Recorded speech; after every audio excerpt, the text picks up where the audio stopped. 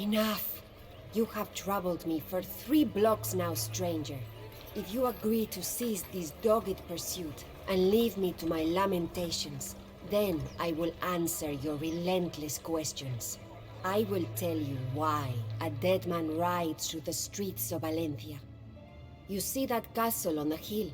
That is the home of Rodrigo Diaz, whom Moor and Christian alike call El Cid. It is from the Arabic Sayyid, which means Lord. He is the greatest man who ever lived. The Cid was a knight and loyal vassal of one of the old kings of Spain. When the old king died, his kingdom was partitioned between his surviving sons, Sancho and Alfonso. King Sancho ruled Castile, a windswept barren land named for its many border castles. The Cid continued to serve Castile and its new king, as was his duty. The sly King Alfonso ruled Leon, but openly plotted to become king of all of Christian Spain. There was soon open warfare between Castile and Leon. The struggle climaxed at the Battle of Golpejera, where the Cid attempted to capture the wicked Alfonso.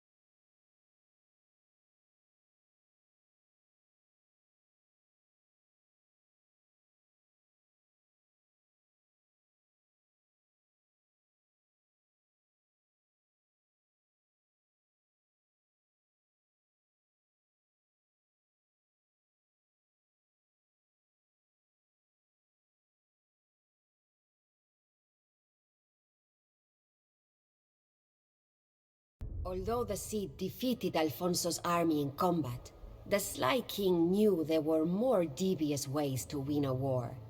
Alfonso lured his brother, King Sancho, to a secret conference below the city walls of Zamora and had him assassinated in the night. With the death of his brother, Alfonso became king of both Leon and Castile, the most powerful king in Christian Spain. The Cid could not trust King Alfonso, yet he was sworn to serve his king, and that man was now Alfonso. The Cid forced King Alfonso to swear an oath upon sacred relics that he had nothing to do with Sancho's death. Before his army and his court, a nervous Alfonso did make this declaration. In so doing, the Cid helped to cement Alfonso's claim as king in the hearts of the people, for they so trusted the Cid. King Alfonso did not recognize that the Cid had done him a service. Instead, Alfonso held a grudge against the man who was the greatest of his knights, forever doubting him. Alfonso also was jealous and suspicious of the Cid's popularity with the soldiers and the common man. He sent the Cid into dangerous battle again and again, but always the Cid emerged victorious. How do I know so much of my Cid, Rodrigo Diaz? I am Jimena of Asturias, and I am the Doña of this castle.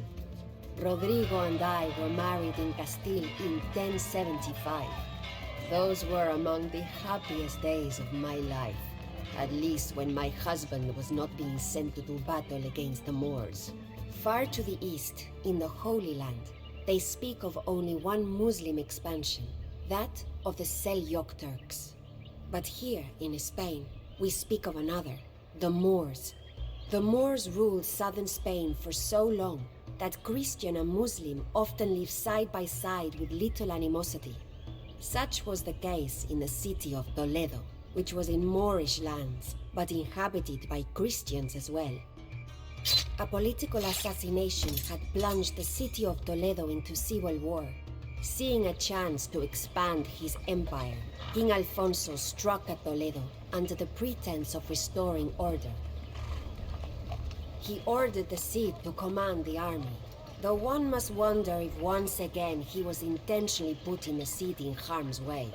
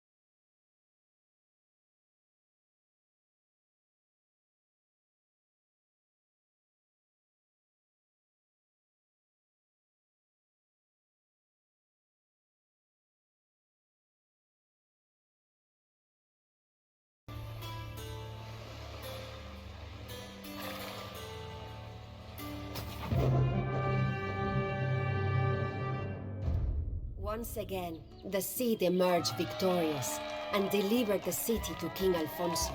Moor and Christian alike shouted his name from the city walls and called him El Cid Campeador, my lord the conqueror.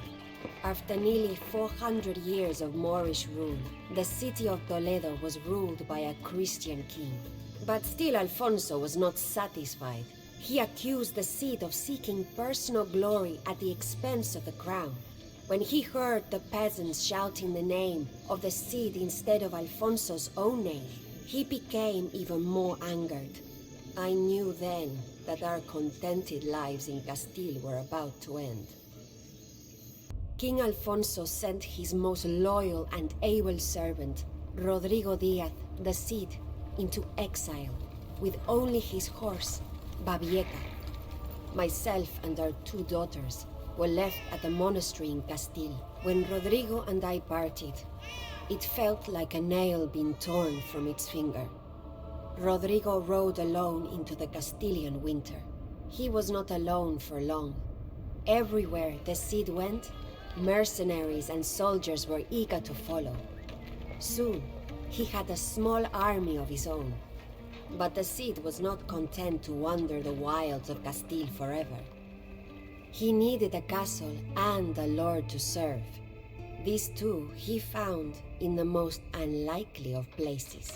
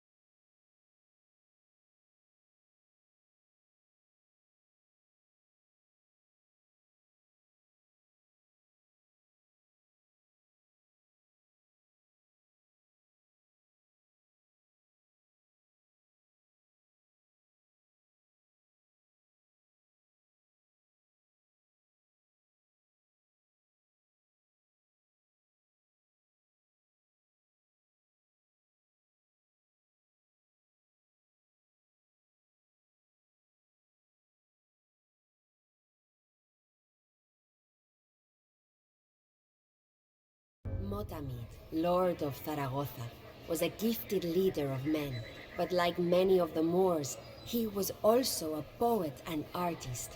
The cultural achievements of the Moors made the rest of Europe seem barbaric in comparison. As the Cid parleyed with Lord Motamid in his sumptuous palace, he feasted on meals that came floating down an indoor stream. Motamid bestowed rich gifts on the Cid and made him a wealthy man. But the Cid, ever the loyal servant of Castile, convinced Motamid to ratify a treaty, making Zaragoza part of Castile. The Cid never fought openly against King Alfonso, though he did make enemies with Count Berenguer and other Spanish lords who wanted only tributes of gold from the Moors and were not interested in making alliances with them. Count Berenguer would remain the Cid's enemy for many years.